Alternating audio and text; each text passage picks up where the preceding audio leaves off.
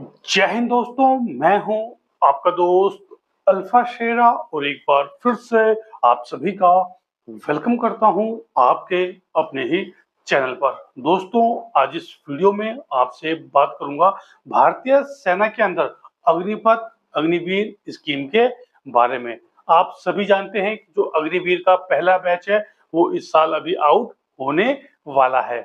25% जो युवा हैं, 25% जो अग्निवीर हैं वो परमानेंट होंगे, स्थायी होंगे और 75% जो अग्निवीर हैं वो बाहर किए जाएंगे। तो क्या अभी ये जो अग्निवीर है इनका जो रेशो है परमानेंट होने का उसको बढ़ाया जा सकता है या नहीं? क्योंकि अभी बहुत सारे न्यूज चैनल बता रहे हैं कि जो अग्निवीर स्कीम है, अग्निपथ स्कीम है, जो उसका रेशो है स्थायी होने का, परमानेंट होने का, उसको बढ़ाया जा सकता है।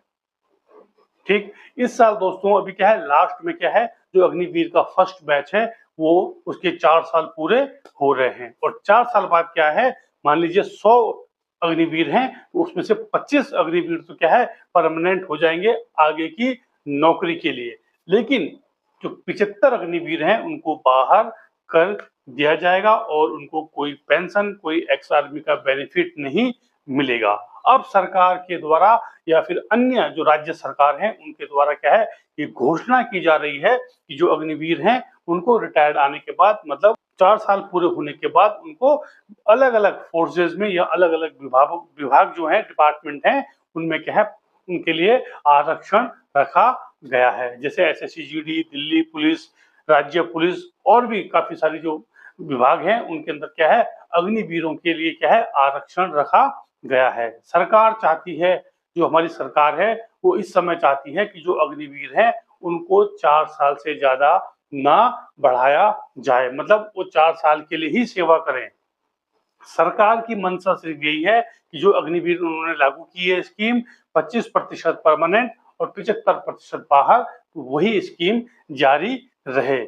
इसके ऊपर इससे क्या है, जो सरकार के ऊपर एक तरह से जो पेंशन का खर्चा है, पेंशन का जो बोझ है वो सरकार के ऊपर काफी कम हो जाएगा आने वाले समय में।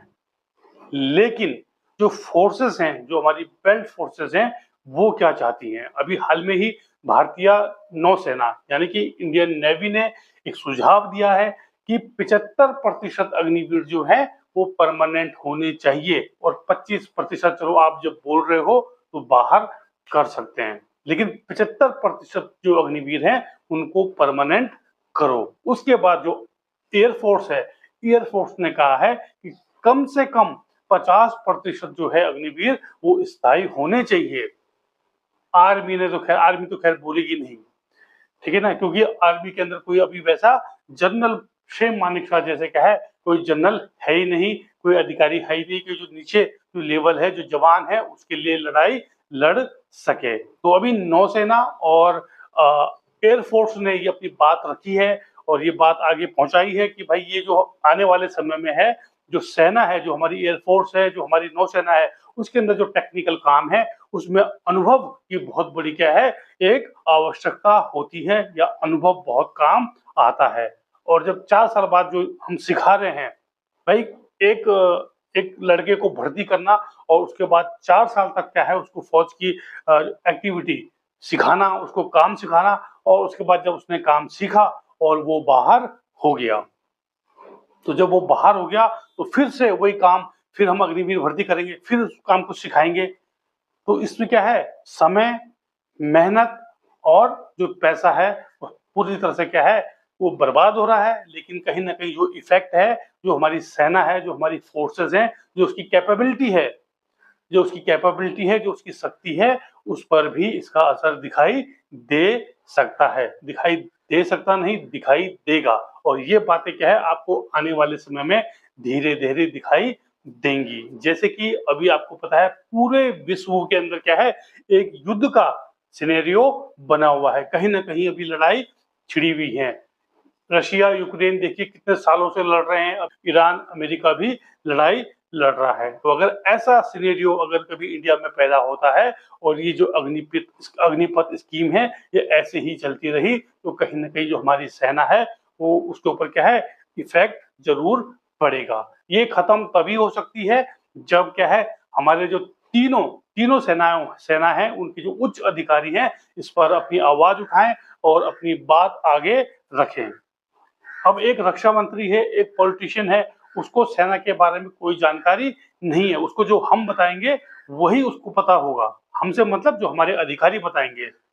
अगर हमारे अधिकारी चाहें तो वो इस चीज को खत्म कर सकते हैं। कम से कम 75% पहले तो पूरे जवान चलो परमानेंट होने चाहिए, अगर नहीं होते हैं तो कम से कम 75% जो अग्निवीर हैं वो स्थायी होने चाहिए।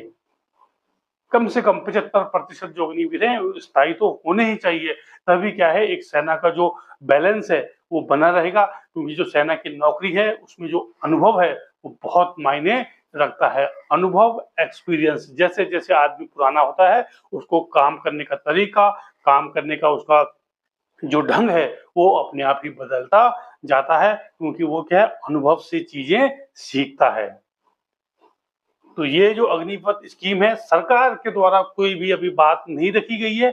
ये अभी जो न्यूज आ रही है कि भाई अग्निपथ स्कीम जो 75% हो गई, 50% हो गई, ऐसी कोई भी दोस्तों खबर नहीं है।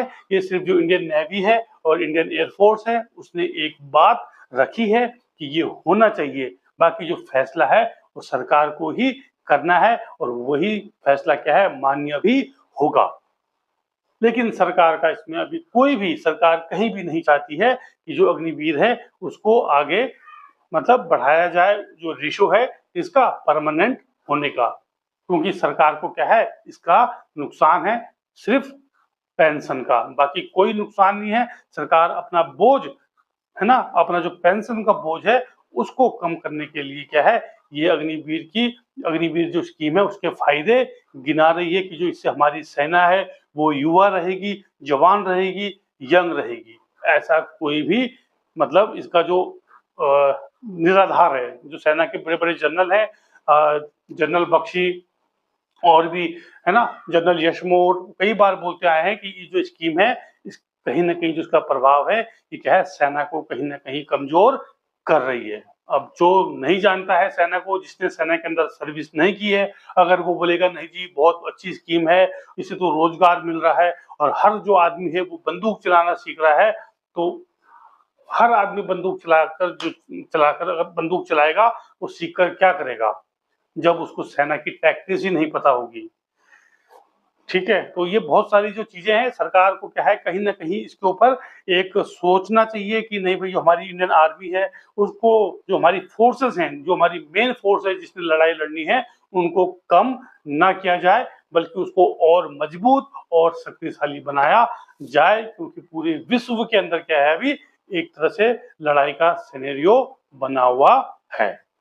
तो साथियों, अग्निपथ स्कीम के बारे में आपकी क्या राय है, आप क्या सोचते हैं, कमेंट बॉक्स में कमेंट करके जरूर बताएं कि अग्निपथ स्कीम परमानेंट होनी चाहिए, खत्म होनी चाहिए, या 25% जो चल रही है वो सही है। तो अग्निपथ स्कीम के बारे में आपकी क्या राय है, कमेंट बॉक्स में कमेंट करके जरूर बताएं। जय हिंद, जय भारत, वंदे मातरम।